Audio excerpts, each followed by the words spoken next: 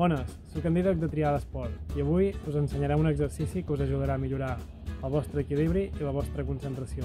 Per fer-ho necessitareu una gorra i uns conos o alguna cosa semblant que us serveixin per tal de fer una separació i que pugueu fer ziga-zaga entre ells. Amb la gorra al cap hem de fer ziga-zaga sense que ens caigui. Mantenim el tronc dret procurant fer els girs amb suavitat.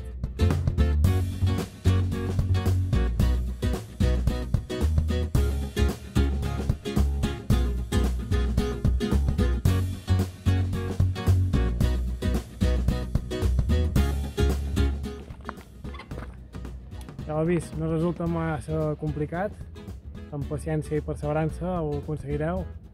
Salut, molts ànims!